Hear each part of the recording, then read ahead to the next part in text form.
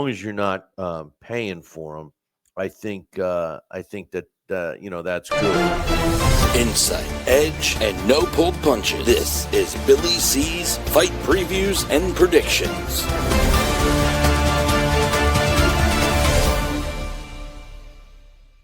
I love those little widgets that my man Jeremy, the infamous Jeremy C, has added to the show. And I'm going to break down and give you some predictions on the fights this weekend. The main fight, of course, is Erickson Lubin going up against Vergil Ortiz Jr. But there's a couple of other fights on this card that I am going to talk about right now. So the first one is in the heavyweight division. Zeno Voris is taking on Joshua Edwards. Who are these guys, you ask? Who knows? They're both young fighters, and they're fighting each other. And when you take a look at Zeno Voris, he's 5 wins, 1 loss. His 5 wins all coming by knockout. His 1 loss came by knockout. How does the computer see him?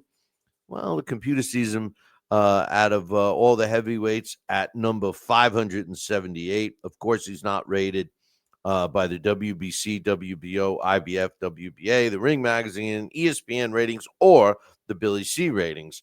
When you look at this guy's record, he's 30 years old. He's going to be 5 years older than his opponent, Joshua Edwards. He's 6 foot tall, which will be 3 inches shorter. He's fought 6 fights, 2 more than Edwards, and he's got a total of 9 rounds under his belt.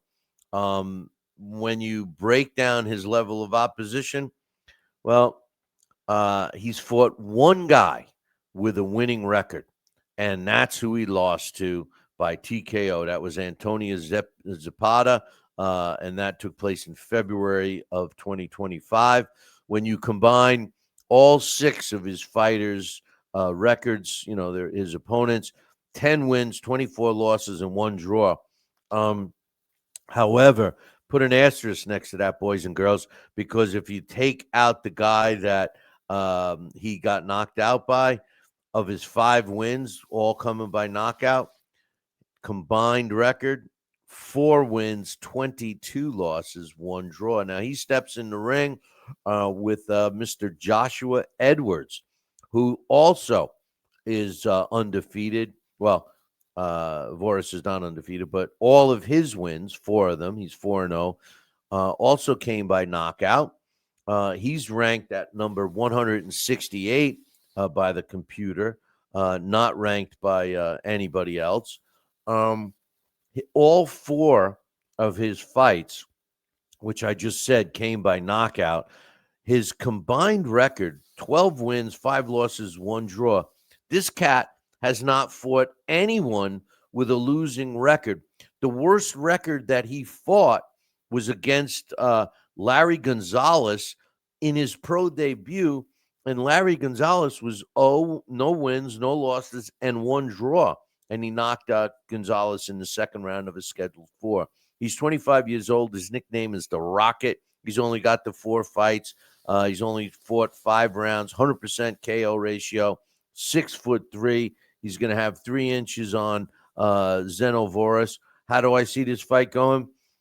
Listen, boys and girls, I don't see Zeno Voris winning this fight. I don't know much about these guys, but I will tell you this, just judging by who they fought, Joshua Edwards is going to walk out of this 5-0 with 5 knockouts. The next fight that I'm going to be talking about is in the super middleweight division. And this fight is also on that card. And it's between David Stevens and Darius Fulghum. And Fulghum was a fighter that is coming off a loss, but I'll get to him in a second. David Stevens, his record, 15 wins, 2 losses. Of his 15 wins, he's got 10 coming by knockout. Of his 2 losses, he lost a close 12-round split decision to Meli Kuziev. And the other fight, he was stopped by a 7-0 and 2-draw fighter back in 2023, Jashone James. He's ranked number 69 in the world at super middleweight. He's got 17 fights, and he's fought 68 rounds. His knockout ratio is 67%, which is actually 20% less than his opponent. He's 25 years old. He's 5'11" and a half, orthodox fighter. He's a Pennsylvania fighter. He's not rated by anybody. His three best wins, January of 2023 was an eighth round knockout over then 14-0 Sean Hemphill. In April of 2023, he won an 8-round unanimous decision over Marco Antonio Peribon, which you guys have all heard of him. And in June of 2025, he won a 10-round unanimous decision over Petri Kamayukov, and that was in his last fight. Now, he steps in the ring with Darius Fulgham, who's got a record of 14 wins, 1 loss, 12 of his wins coming by knockout. And his only loss, he too lost a 12-round decision to Meli Kuziev, and he's ranked number 30 by the computer. He's not rated by the WBC, WBO, the IBF, the ESPN, the Ring ratings, or my ratings, but the WBA has him at number 6. He has 15 total fights, 2 less than his opponent. He's went 65 total rounds, 3 less than his opponent, and he's got an 86% knockout ratio, which is 20% more. He's 29 years old, which is actually older than his opponent, David Stevens. He's 6'1", which is a 2-inch advantage. When you look at this cat's record, what you're going to see is a very selected opponent list. His best 3 wins to date: in January of 2024, he's got a 10-round majority decision over Lantez Fox. Also in 2024, in June, he's got a 10-round unanimous decision over Vaughn Alexander. If the name sounds familiar, it's Devon Alexander's brother. And in February of this year, he's got a 4th-round knockout of Winford Harris. This will be the first fight after his 12-round unanimous decision to Meli Kuziev, which took place in May of this year. So he's trying to stay busy. How do I see this fight going? I see this being a decent fight, only because I think that David Stevens has fought some decent opposition, and Darius Fulgham has been carefully moved. But the one thing they both have in common is that they both have lost to Meli Kuziev. I'm leaning towards Darius Fulgham in this.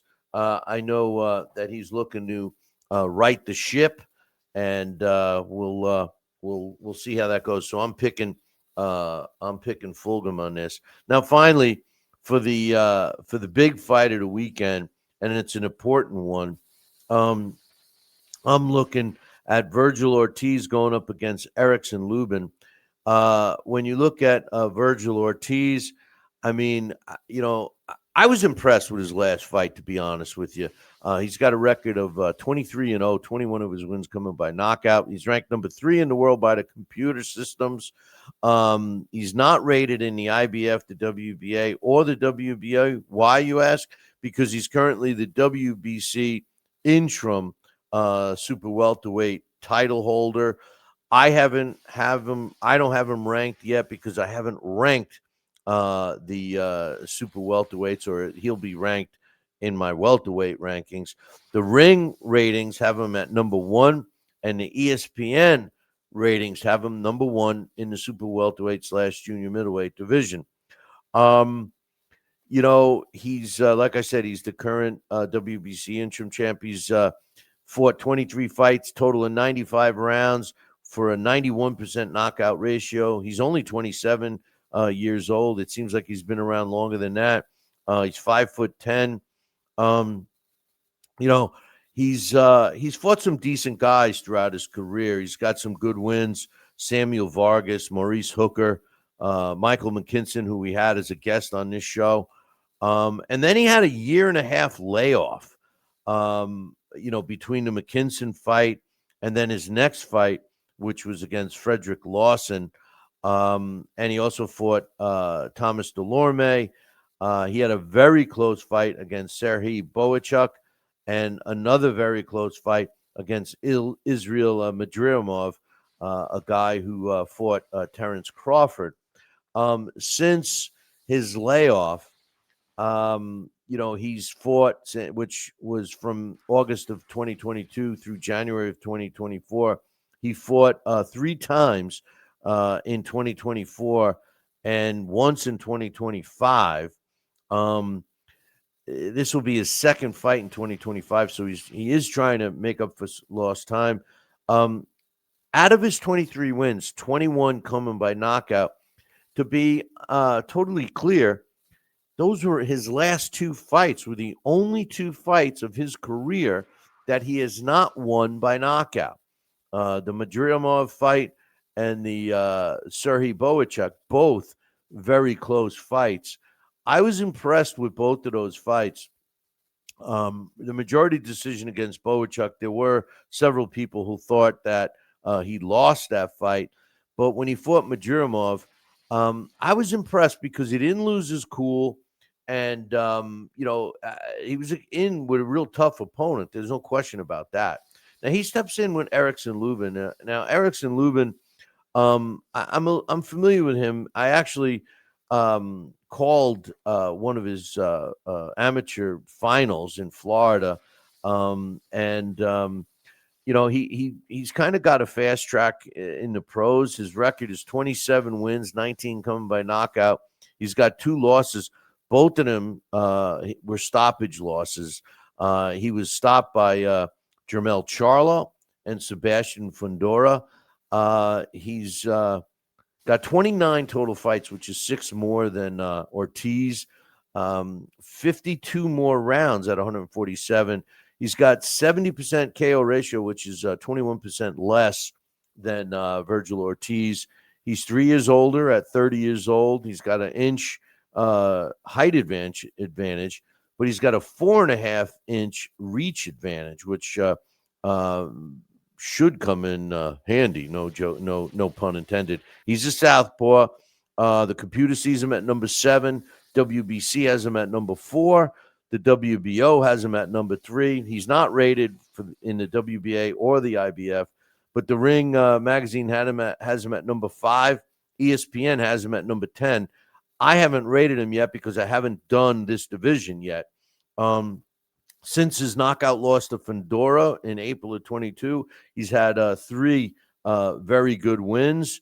Luis Arias, Jesus Ramos Jr., and Adriel Holmes Jr., all wins. And in those 3 wins, the combined record of those 3 fighters, 57 wins, 3 losses, and a draw.